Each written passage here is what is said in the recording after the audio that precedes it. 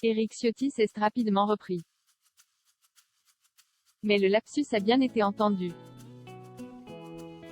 Ce jeudi 2 décembre, le député des Alpes-Maritimes est arrivé en tête du premier tour de la primaire des Républicains.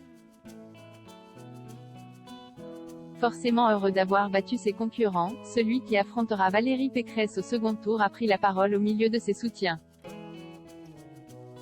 Et sa langue a fourché, comme l'a noté l'équipe de Quotidien. Les parlementaires qui sont ici et que je salue.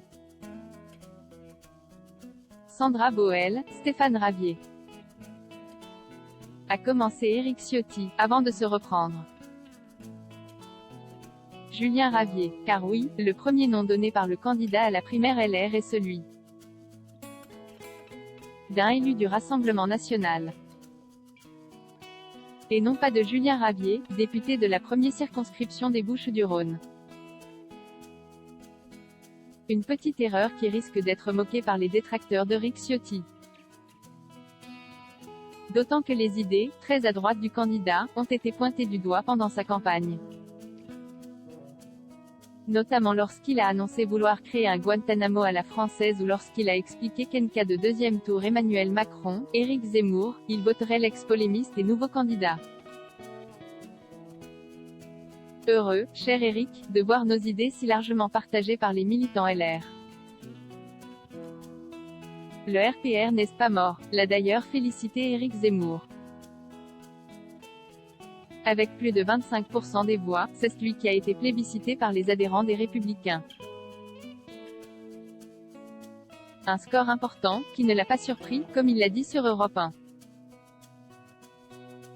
J'ai toujours eu confiance dans les militants et dans la force de mes propositions, a affirmé Éric Ciotti. Mon projet est différent de celui de mes concurrents. C'est un projet qui assume une identité de droite. Nous nous sommes laissés enfermer pendant des années par le politiquement correct. Valérie Pécresse, nous allons gagner unis, nous gouvernerons unis, mais Éric Ciotti apparaît désormais comme l'outsider de cette primaire. Après leur défaite en effet, Xavier Bertrand, Michel Barnier et Philippe Juvin ont appelé leurs électeurs à donner leur voix à Valérie Pécresse. La présidente de la région Île-de-France a salué un formidable succès pour la démocratie militante. C'est un honneur et une force qui affermissement ma volonté de faire la France. À l'Élysée, ils vont devoir réécrire leur scénario. Car nous sommes unis et debout.